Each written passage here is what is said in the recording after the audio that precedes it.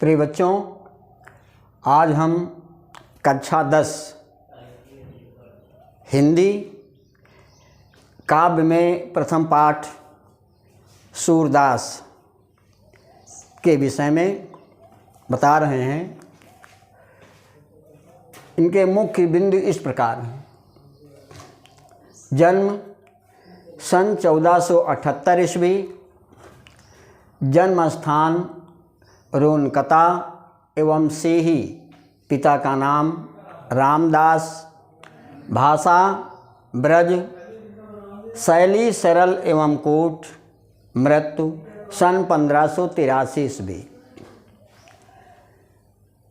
हिंदी साहित्याकाश के महान प्रकाश पुंज सूरदास का जन्म सन 1478 ईस्वी में मथुरा के निकट रोनकता नामक ग्राम में हुआ था,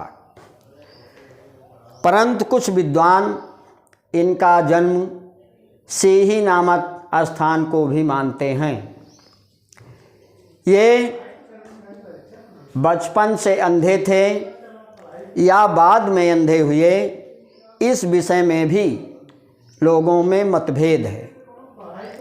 कुछ लोग कहते थे कि सूरदास जन्म से अंधे थे, परंतु कुछ लोग कहते हैं ये जन्म से अंधे नहीं थे, क्योंकि श्री कृष्ण की बाल लीलाओं का एवं प्रकृति का इतना मनोरम चित्रण इन्होंने किया है, जिससे स्पष्ट होता है कि सूरदास जन्मांध नहीं थे।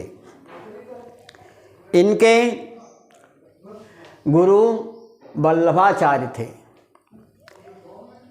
उन्होंने इन्हें शिक्षा दीक्षा दी। ये पहले विनय के पद गाया करते थे, परंतु श्री वल्लभाचार्य के संपर्क में आने के बाद ये कृष्ण की लीलाओं का गुणगान करने लगे। सूरदास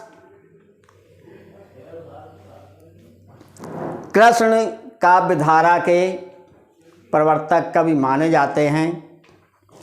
अष्टछाप में भी ये प्रमुख थे। सूरदास कृष्ण की लीलाओं का गुणगान करते थे और ये श्रीनाथ के मंदिर में कीर्तन गाया करते थे। ये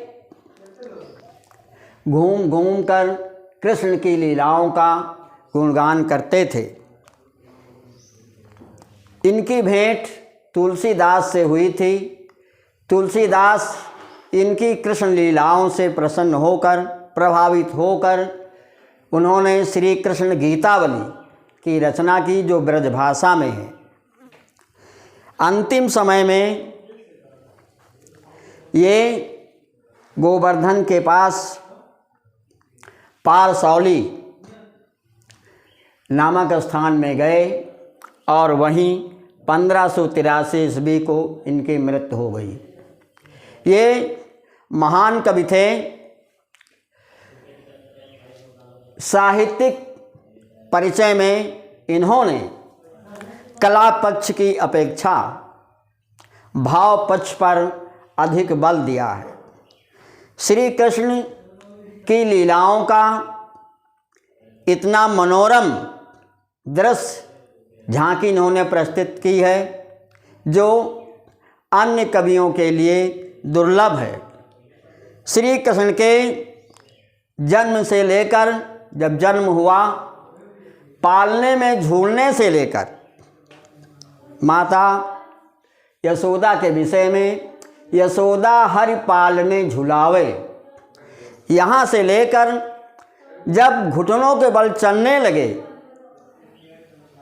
किलकत कान घुटुरवन आवत, मणिमय कनक नंद के आंगन, बिंब पकड़बे धावत।